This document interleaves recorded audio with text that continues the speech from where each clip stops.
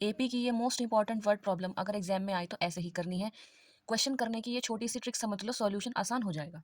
अब आपके सामने एक ऐसी वर्ड प्रॉब्लम लिखी है जो मैं अपनी तरफ से इंपॉर्टेंट मानती हूँ, क्योंकि इसकी लैंग्वेज थोड़ी सी घुमावदार है, समझ नहीं आती जल्दी से। तो इसमें बोला है कि पोटैटो रेस हो रही है, जिसमें कि जो बकेट है वो हमारी सबसे पहले तो 5 मीटर की दूरी पे रखी हुई है। देखो डायग्राम से पता चलेगा। पहले तो 5 मीटर की दूरी पे रखी हुई है, लेकिन उसके बाद सब 3-3 मीटर की दूरी पे रखी हुई हैं।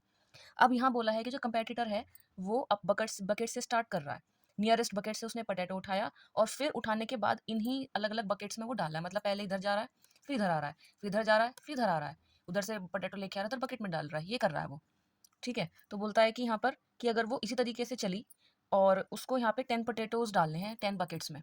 ठीक है, तो हमें ये पता करना है इसमें कि टोटल डिस्टेंस जो कंपेटिटर को रन करना पड़ेगा इसके लिए।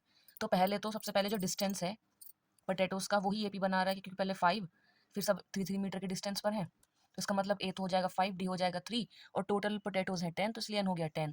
तो एस एन का n by 2, 2a plus n minus 1 into d वाला ये फॉर्मूला लग जाएगा। एन की वैल्यू 10, ए की वैल्यू 5, डी की वैल्यू 3। तो 2 इंटू 5 प्लस 10 माइनस 1 इंटू 3। तो 2 इंटू 5 हो गया 10, 10 माइनस 1 हो गया 9 इंटू 3, 27 प्लस 10 हो गया 37। और ये 2 टाइम्स कर जाएगा, 2 5 जा 37 इंटू 5। अब हर बार वो क्या कर रही है, पहले इधर आ रही है फिर इधर आ रही है। तो इसका मतलब वो डबल डिस्टेंस ले रही है, पहले इधर का भी ले रही है उधर का भी ले रही है। तो इसका मतलब उसने जो हमने ये सम निकाला है, इसका हर बार वो डबल ही डिस्टेंस कवर कर रही है। तो इसका मतलब कि हर बार उसको बकेट के पास जाना पड़ रहा है, इसलिए टोटल डिस्टेंस उसका जो हो जाएगा वो डबल हो जाएगा जो हमने निकाला था। Thank you so much, stay tune for the next video.